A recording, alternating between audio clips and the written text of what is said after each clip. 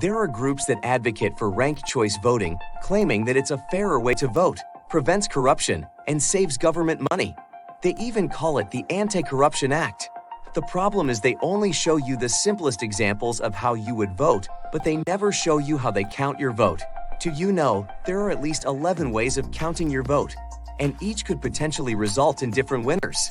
And more importantly, do you know which of the 11 ways your election board used to count your vote? So, if you don't know how your votes are counted, how do you know they counted them as you intended? Let's take a closer look at some examples of ranked choice voting races in different states.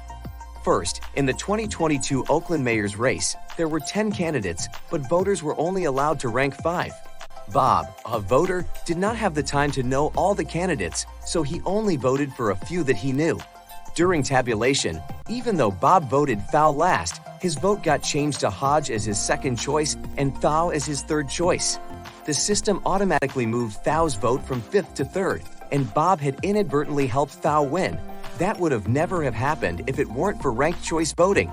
In the first round, Taylor got the most votes, Jordan got least, so Jordan is eliminated. Voters who voted for Jordan as first rank had their votes distributed to their second ranked choice. This continued as candidates with the least votes were eliminated. Once the votes were redistributed, totals were recalculated in each round. What do you mean my votes are calculated and not just counted?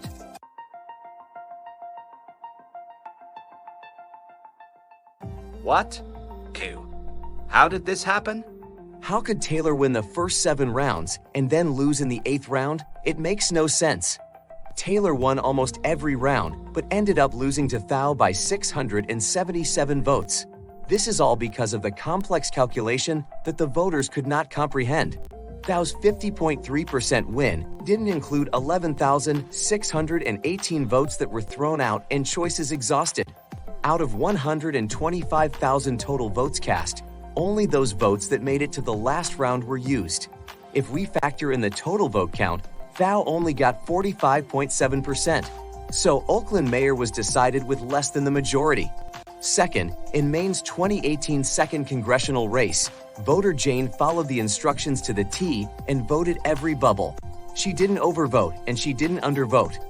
Poliquin got the most votes in round 1, and since he didn't quite get over 50%, they counted the second round. With 8,253 votes being thrown out and choices exhausted in the process, Golden ends up winning by 3,509 votes.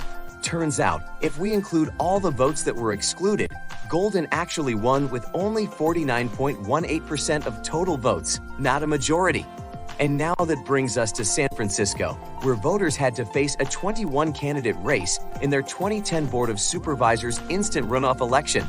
They got to rank only 3 out of 21 choices. Sounds almost like a lottery, right? In this race, after 20 rounds, a staggering 53% of the ballots were thrown out, choices exhausted, and only 8,200 ballots decided who won. Far from a majority. Essentially, in order to ensure all votes are counted, ranked choice voting expects voters to have a telepathic ability to predict who would end up as the final top 3 to 5 candidates beforehand.